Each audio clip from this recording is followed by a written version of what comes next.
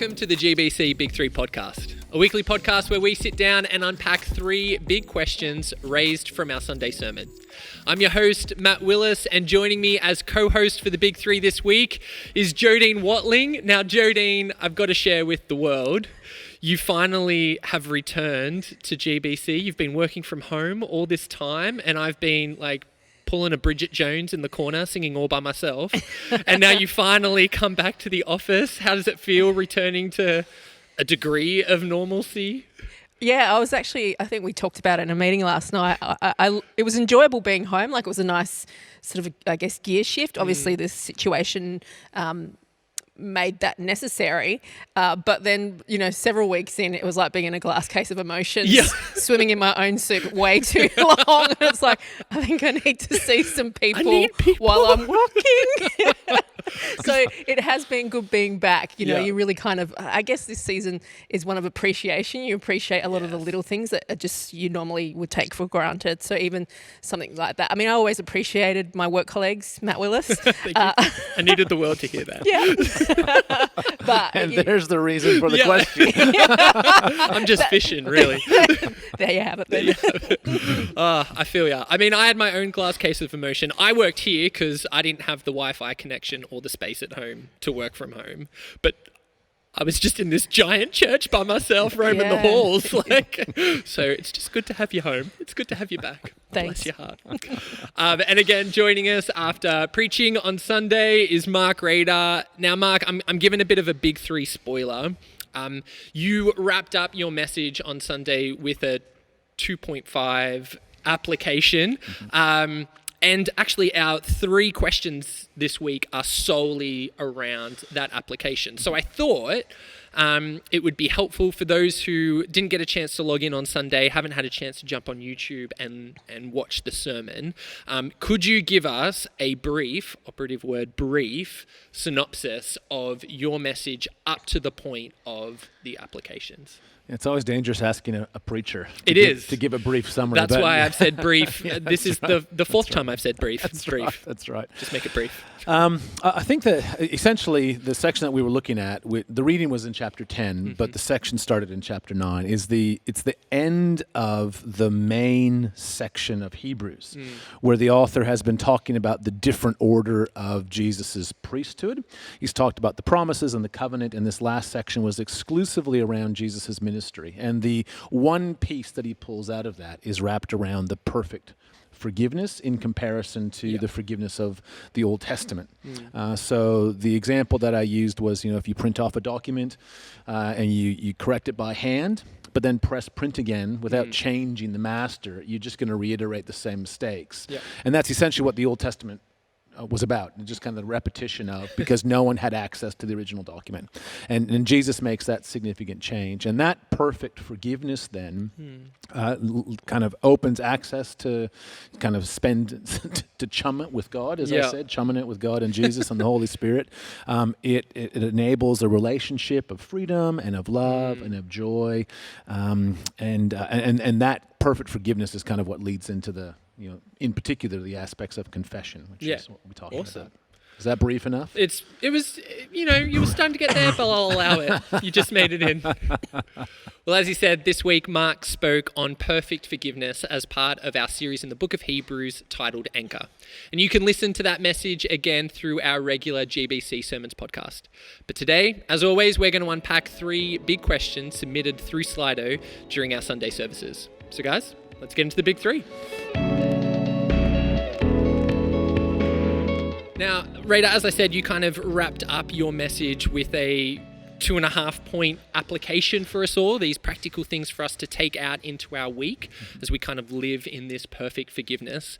And the first of that was the spiritual practice of confession, bringing that into our day-to-day and making it a regular part of how we live out our relationship with Jesus. And it's interesting that you actually raised this, because just last Friday as a youth ministry, we had a panel discussion around forgiveness, and the topic of confession came up. And for a lot of our youth and our even youth leaders, we talked about the difficulties and the barriers that come with confession. You know, there's shame and there's guilt around sin. There's fear of rejection from God, from peers, and even from the church. Yep. And so it's really created this hesitancy and silence around confession and apprehension to actually confess. Yep. Despite the fact that for everyone involved in that conversation, we could acknowledge that confession was an important part of the redemption process. That, you know, we first have to start with with that repentance of our sins, but we acknowledge that it can be hard.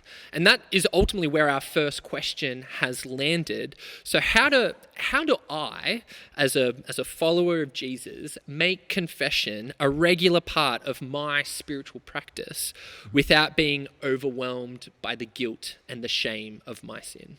Right. Yeah, I mean, I think that, I think there's a couple of perspectives in that.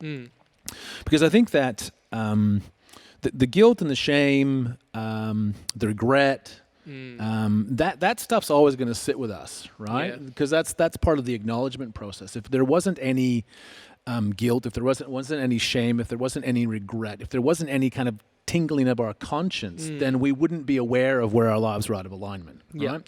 And so we need to recognize that those feelings are part of our coming to grips with what we've done or what we haven't done or whatever the case might be.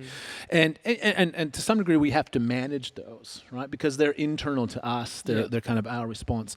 I think the piece that changes it for us is that so often the fear comes of what the other person is going to think or say, particularly the person that we've hurt or we've wronged.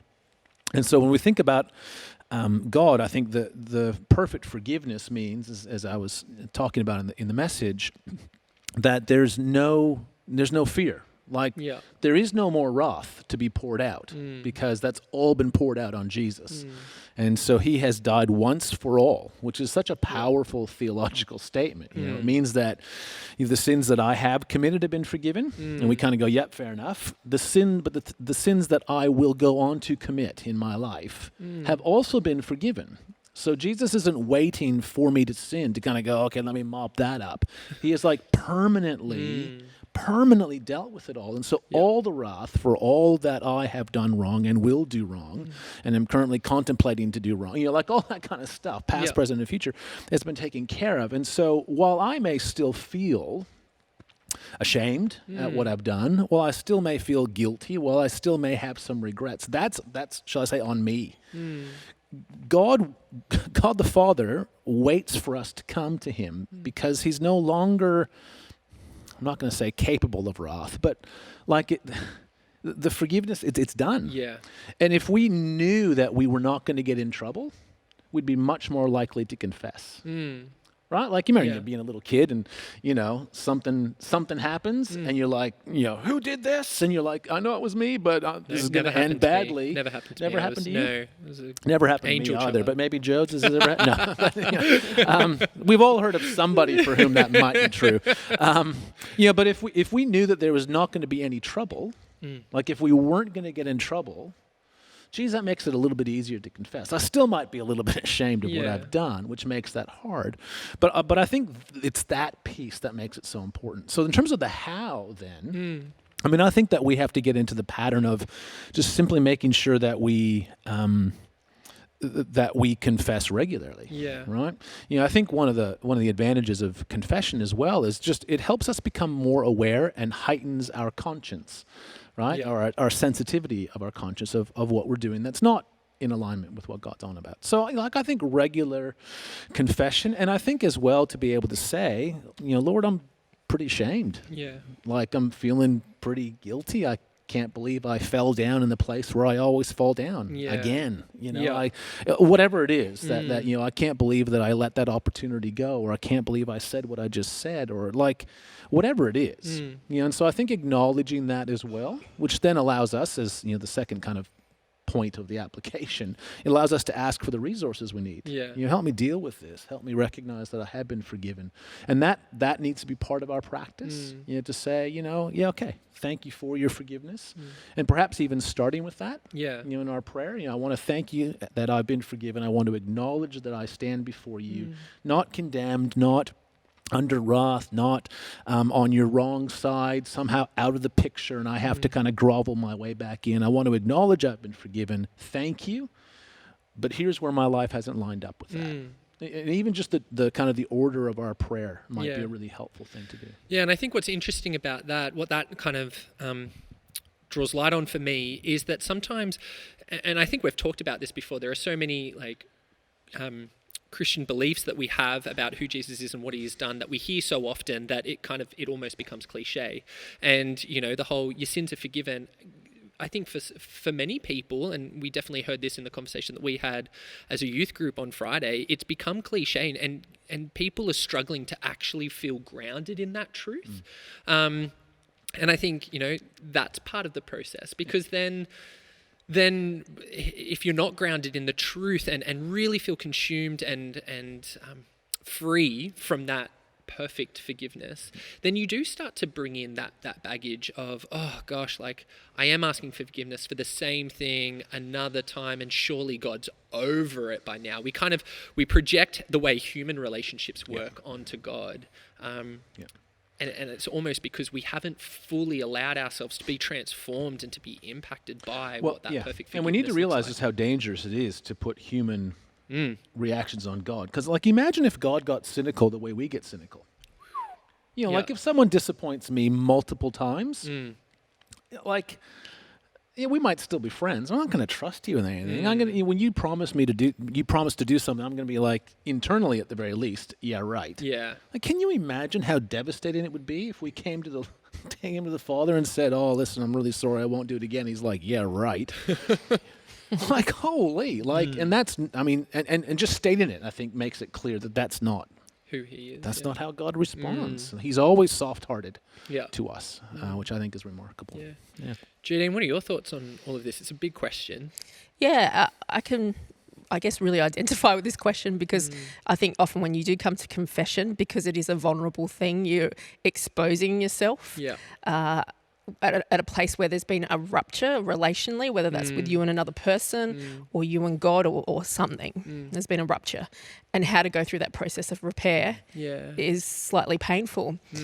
I think one of the things that comes to mind is that often shame and guilt, whilst, yes, they often are part of the, I guess, equation of forgiveness. It's one of the precursors too.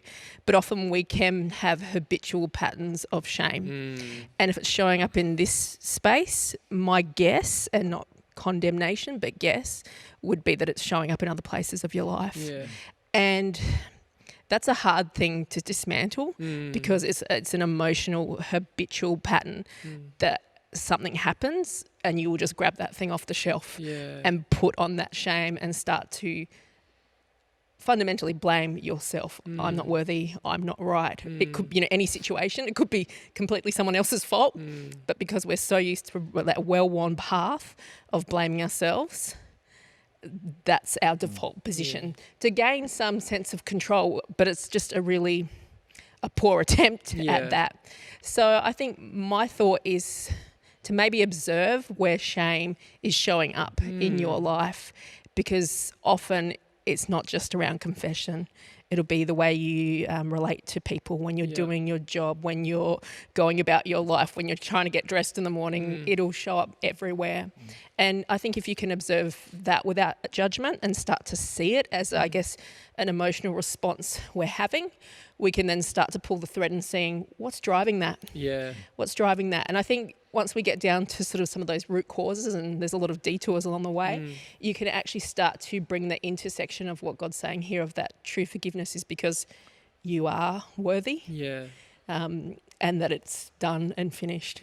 Yeah. No. I think that it's also worth just reflecting really briefly on the fact that confession has been a part of like Christian spiritual practice in terms of not confession just to God, but confession to one another. Yeah.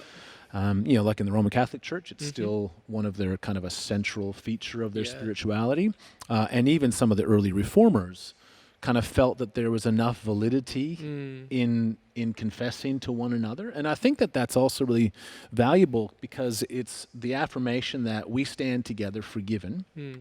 And so I want to kind of confess to you, I want to share with you where my life is not in alignment. Yeah. And to some degree, part of the power of that is then to be able for you to say to me, Mark, your sins have been forgiven. Not because you're able to forgive them, but because you're declaring what's true over my life. And I think, how we do that becomes, really complicated. There's, power dynamics if it's, clergy and laity. But, finding people that you can say, listen, can you hold me accountable on this aspect of my life? And then enable me to say, yeah, I haven't been as generous in my thought to my boss as I want to be, or I haven't been as kind, to those that my colleagues, or whatever it is, like something that's relatively small that doesn't have a huge degree of shame or kind of consequence in that sense, but where we learn the practice of saying, yeah, no, I haven't. This is where my life hasn't lined up, and to have someone be able to say, yeah, you're forgiven. I think there's power in that too. Yeah. I think one of the ironic things is that the antidote for shame is actually speaking it out. You get that thing out of the darkness into the light with safe people that you can trust. That extinguishes shame and takes to somewhere completely different and often a really fruitful, wonderful place. So it's just kind of ironic that the thing for shame is confession. Yeah, absolutely. And it's interesting because this topic has been coming up for me quite a lot lately. I've been reading this book by David Kinnaman called Faith for Exiles, and he himself speaks about, he ultimately calls us back into a confessional community. He's like, if we're going to do church the way church was designed, of intimacy, raw vulnerability with one another as followers of Jesus, we have to return to that confessional community, which is a big challenge. It was clearly a great application. Well, let's move on to question 2. Now, Rader, your second point in your 2.5-point application was around this call to, I guess, ask for the resources that we need to persevere, to persevere in our relationship with Christ, to persevere in this life of faith, in this journey of faith. And it triggered for me something that we've talked about quite a lot, which is, taking that personal audit of our lives and kind of being on purpose, being intentional about what it is that we as individuals, as followers of Jesus, are kind of dealing with at this point in time, and then, I guess, determining, well, what do I need? What am I asking of God to help me through this season? But that can be, that kind of self-awareness and that kind of insight is difficult. It's not something that we're born with. It's something that you learn and over time you develop. And so I'm sure that for a lot of people, both listening to your message and maybe even listening today, they kind of go, yeah, that's a great idea, but where's the starting point? Like what resources can I even ask of God that would be helpful for me in this season of persevering? And that is question 2 today. When it comes to perseverance, what are the resources that we need or that we can ask of God in order to stay connected with Jesus? Well, yeah, I think, we can ask for anything. So that's the big answer, but it's both helpful and a hindrance. And not helpful at all. That's right. It's like So, and I think you talked about self-awareness, and I think that's actually a really critical piece. And I find it's interesting. Just as a senior staff, we had a conversation yesterday, and we ended up talking about how do we find the why for something. And I think we have to often ask, why is something happening in our lives? Or, what do I most need? And then asking, so why do I need that so badly? And just kind of doing a little bit of extra analysis of what it is that we truly need. I didn't mention this in the message, but I did think a little bit about The Wizard of Oz. You know, As you do. As you do. Well, just in the whole sense, like, you know, I need courage. Yeah. You know, and you think about the process of that, you know, like, so I find that whenever something happens, I'm scared. I'm immediately scared. And that's the thing that, of course, we experience. But to then stop and go, so what do I need? Like, at one level, you could say, you know, I need things to stop jumping out and scaring me. Yeah. But that's not actually going to solve the problem, because there's something deeper going on. And so even just that kind of, I need courage. Yeah. Like that kind of bottom line, you know. And so I found in my life, you know, when I think about the you know, the things that I need most, like I'd say courage would be one of them. You know, I think sometimes that I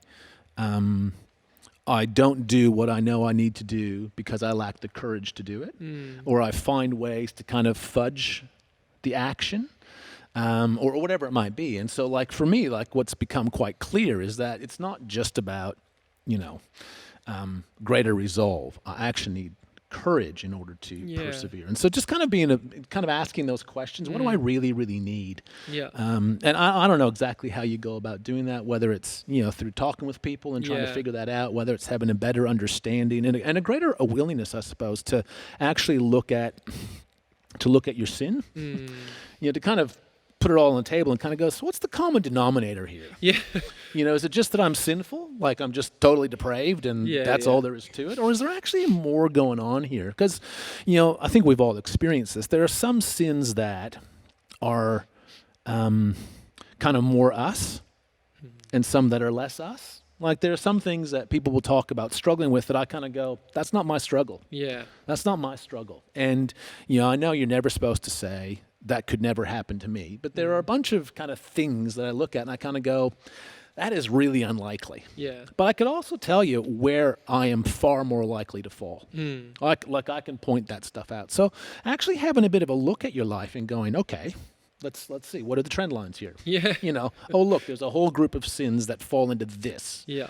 Where what I really need is patience. You know, that's what I really, really need, or whatever it might be. So I think some of those kind of, and you can only really, you know, talk about shame again. You can only really look at your sin and study it in detail if you know you're forgiven, right? Yeah. Otherwise, you don't want to bring it into the light. I'm not putting that on the table. Yeah, you don't want to kind of look at it and kind of go, oh, look at that. There's some really interesting trends of my wickedness and evil. You know, like, so, you know, you can only really do that if you know, yeah, I've been forgiven and I can actually afford to kind of put these all out and kind of ask the question, what's going on here? Like, why do I keep falling in these particular areas? Why is this an ongoing struggle? Why hasn't this sin ever kind of really changed in my life? Yeah. You know, like, I think I've occasionally talked about, you know, I think there are sins of wax and there are sins of steel in our lives. And the sins of wax are things that we kind of go, oh, wow, that's no good. And we turn to the Lord and we say, Lord, you know, thank you for forgiveness. Would you help me overcome it? Boom, it's gone. Melted out of our lives. And then there's those sins of steel in our hearts. And the only way that's going to melt out of our lives is if we allow the blowtorch of the Holy Spirit to stay on it, to stay on it, to stay on it, to stay on it, by confessing it and saying, I'm forgiven, but here it is, and allowing that to get, what's the sin of steel in your heart? And then, like, think about that. You know, what's going on there? You know? And I think that those are kind of, they might be helpful ways for people to kind of engage with that a bit. Awesome. Jodes, your throw-ins on this? Yeah, I guess the thing I always come back to and just increasingly realise in my own life is just that need for a village, to have your people around you. They say it takes a village to raise you, but I feel like it takes a whole village to keep the adults sane for the rest of your life. So always making sure you have a village, and that changes from season to season as you move through different areas of your life. Sometimes you might need someone who's older, ahead in the game of life, of you to talk you or help you through things. If you're doing parenting or in studying, stuff like that, it's just helpful to have people that are in different seasons and stages of life that really help you go through it. So I just cannot get past the village. And I think it also takes a growth mindset to be a whole life learner, as Mark was kind of alluding to, because if you're going to audit your sin, so to speak, you're going to have a really growth mindset of like, okay, I want to change this. I don't want to just look at it. Most of the time, you wouldn't look at it, you just avoid it. Yeah. You're just on the phone scrolling, doing anything to get away from it. So I think having a growth mindset going, I want to mature. I want to live a life that's whole and Yeah. holy. You need that attitude of wanting to grow and change beyond your current circumstances, and to learn and go through that uncomfortability and vulnerability to move forward. Yeah, I love that. And I love that piece about, it does take a village, and obviously our village is the church. And I think it's interesting that both talking about confession and then talking about like perseverance, like there's a need to have people rally around you. And I think it's because this is hard work. Like this can hurt at times. It can reveal parts of yourself that you're not quite ready to acknowledge. It means being vulnerable. And so you need to be in a space where you feel safe, where you feel like the people around you, that you can trust them, that they're not gonna fulfill your worst nightmare of kind of turning their back on you because of what they see. And so again, I'm just reminded that as a church, we're called to do this together and to actually be vulnerable with one another and real with one another. I think, there are times where, I can look around and go, are we doing this? I'm constantly coming back to that whole, you got to wear your Sunday best. Now you guys have seen me at church. I don't necessarily wear my Sunday best, but this idea that you need to put your best foot forward to go to church, I think it's, I'm not sure if that's... No, and I think, it does take a village, but I think we also need to be aware. We tend to think of, kind of the one relationship, like church or a life group. And, confession or a sin audit, that's the work of one or two close trusted friends. And I think we need to just kind of put that out there. I'm not sure there's any value in kind of airing our dirty laundry in a large group, and even a life group can be too large context. But is there anyone that you can have those conversations with? And I think that becomes a pretty, kind of a follow-on for that. But we're kind of steering. We're starting to move into a fourth question. That's all right. On that, let's move to question 3. Helping you with the segue.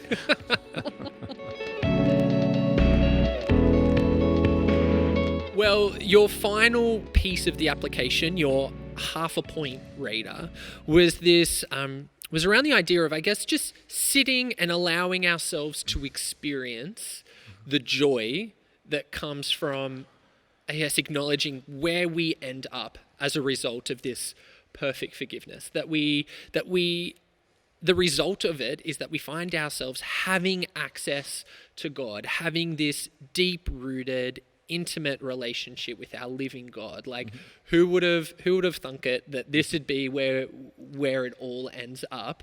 And I mean, like, obviously God thought it, and that was why it was his plan. But, just taking that moment of kind of going, this is where I am. This is where it, the perfect forgiveness that comes from Jesus has landed, and just, I guess, living in that joy. But I guess, what came through in some of the questions is that people find themselves in a tension where, both personally in our own journeys of faith, there are moments where there's not a lot of joy. Faith isn't the easy option.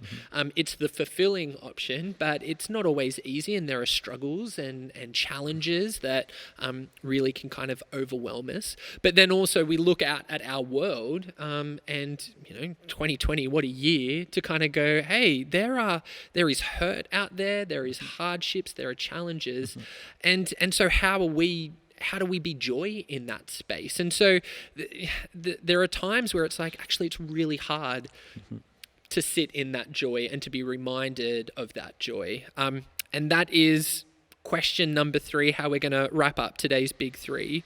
How do I live in and share the joy of God in amongst hardship and pain? And I think I'm going to caveat this question. I think there are actually 2 questions in that, and I've kind of already touched on it. How do I, as an individual, when I experience hurt and pain, remain in the joy of God? But then also, how do I, as a follower of Jesus, in a world that experiences hurt and pain, share the joy of God to that world? Yeah. Pick one, do both. Yeah, sure. Choose your own adventure. Well, I should probably just clarify for people who are listening and haven't heard the message why this is a 2.5 point. Yeah. And it was that the first point of application was to confess. The second was to ask for the resources, and the second one, and the kind of third one or the half one was to ask then for an experience of joy. So it was kind of the part of the asking. Yeah. Kind of, part B is that's kind of why I went 2.5. I probably could have done A and B, but all right, went with the half. The beauty of hindsight. Yeah, that's right. The beauty of hindsight. I should also say that it was Jodes' idea to use the Stephen Bradbury illustration as joy at the unexpected windfall. So I should probably just, A beautiful team effort here. credit given where credit's due. I think there's a couple things I'd say about that joy and in relationship to hardship. I think one. I think I've been fairly influenced by C.S. Lewis's definition of joy, that you can't manufacture it; it just occurs. And I think that's kind of part of the beauty of joy. When there's a truly joyful moment, you just can't manufacture it. Yeah. And there's something beautiful about that. And so I think that's part of the reason why we need to ask. Ask that we might see a sense of why this is just so, in the best sense of the word, absurd, that we're in the presence of God. And so there's that component of which I think is important. And I think that, one of the passages that was used in our service in the time of prayer was from Nehemiah, which talks about the joy of the Lord is your strength. And that phrase, I think it's interesting that Nehemiah exhorts them to find joy in the Lord and says that the joy of the Lord is their strength while they are confessing their sins. And so I think there's something really interesting about the connection between confession and joy, that sense of release and relief and freedom that comes from kind of getting something off your chest to some degree. But I think, therefore, when we're talking about hardship and difficulty, I think, joy doesn't often come. We don't often experience joy in the midst of hardship. We can. There can be flashes of joy in the most absurd and dark times, really. I think the challenge for us is to avoid being trite and superficial. Yeah. We've all met people who they just always have a positive outlook on stuff. Your whole world's just collapsed. How are you? Oh, I'm fine. I've got lots to be thankful for. And there's a part of us just kind of goes, that is just, what are you? Like that doesn't seem to be authentic. Yeah. So how do we authentically say, I'm okay? And I reckon that becomes the balance, because we don't want to pretend that lousy situations aren't lousy. And I think there's something about the ability to say, this is not a great situation. Yeah. But I believe that I serve and am in a relationship with a God who will see me through this and who has plans and purposes that will somehow incorporate even this mess into his plans to renew all things. And while I may not see that day, and while the circumstances of my situation may not necessarily improve, I'm going to place my trust in him. And so there's a centeredness to our lives. And I think it's often that centeredness, that position of saying, it's lousy, but I'm not despairing, that can often be kind of the prelude to joy, in people's lives and their experience of us as well. Yeah. So I think, the rubbish situations that you go through, it's hard to find joy. Yeah. But I think it's so important for us to be able to say, this is where my trust is, and hardship is not the end of the story for me. And so I'm gonna try to sit in that. Yeah. And I think to do that individually, I think we have to, there's great power in speaking truth. And to say, this is what I believe, even when we don't feel it, to kind of go, this is what I believe. I believe this is not going to end this way, that there's more to this, that Jesus is going to renew this. And I don't know how that's going to look, and I don't know whether I'll see it, and it may not be the happy ending I want, but, and I think that then plays out in the rest of our lives. Yeah. Awesome. Jodes, how do you see this unfolding for us in life? Exactly what Mark said, just that authenticity. I think so often we're tempted to go, how do I live a compelling life that I can share with others? It's like, no, you're putting like the cart before the horse. You need to have your own compelling why that you live out, and from the overflow of that, that's where we live and breathe and I guess experience that authenticity with God. I liken it to like the Instagram. Like you always want to have life that's grammable, like doing it all for the gram. Oh, you know, it's too real. you'll see a carload of people come in, jump out, take the photos, and then out of there. And it's like, you've just missed the beauty of this place to sit and enjoy and, you know, spend time in here without any photos, not judging Instagram photos, but you know what I mean? That just kind of, just people coming in and just taking the best of it and going, I lived this. And it's like, but did you? Yeah. Did you really experience that? Yeah. So yeah, it's that place of authenticity of really, I guess, living it wholeheartedly and whole bodily, like putting your whole self into that moment, whatever it is. And, you know, life is just generally suffering, which I find a little bit hilarious. You know, life is hard. And I think our society and culture avoid hard things and suffering. We prefer convenience, comfort, and ease, and getting the Instagram moment without paying the price of admission in any shape or form, or the buy now, pay later kind of attitude. So I think when you get, I guess, a grip on the reality of life and I guess the layout of the game, so to speak, you're a bit more relaxed with it and can then be present to enjoy and be authentic with it. Yeah, awesome. Great stuff. Well, I think we'll wrap it up there. You've given us heaps to think about. Thank you guys so much for being on the Big Three today. Thanks, Matt. No worries. Before we wrap up the Big Three today, I just wanted to take a moment to address one of the questions that was raised on Slido over the weekend. It was the most upvoted question, and it was in regards to our response to racism and social injustice in our world. We as a team discussed whether or not we were going to unpack that question here on the Big Three today, and in the end decided not to, due to the fact that our senior pastor, Marc Rader, released a reflection upon racism from the perspective of the Christian belief late last week. We feel like what Marc shared in that space, although it doesn't answer the question completely, is a great starting point for anyone who's wanting to figure out how to address racism in our world and in our lives. So can I encourage you, if you were someone who wanted to see that question unpacked, to head to our YouTube channel and watch Marc's reflection. It doesn't answer it in its entirety, but like I said, it's a great first step in addressing racism in our world and in our lives. Now, if you want to be a part of the conversation, make sure that you log on to our online services this Sunday at gbconline.org.au and that you snap the Slido QR code before the sermon to get involved. Just a reminder for those of you who are listening to the Big Three today, we now film the Big Three and it goes to air on Wednesday nights at 7 p.m. at GBC Online. If you've enjoyed the Big Three today, be sure to give us a star rating and to subscribe so that you can stay up to date with all future episodes. Well, thanks for joining us for this week's Big Three and our deep dive into God's invitation for us all. Remember, there's no thought too small, no question too big.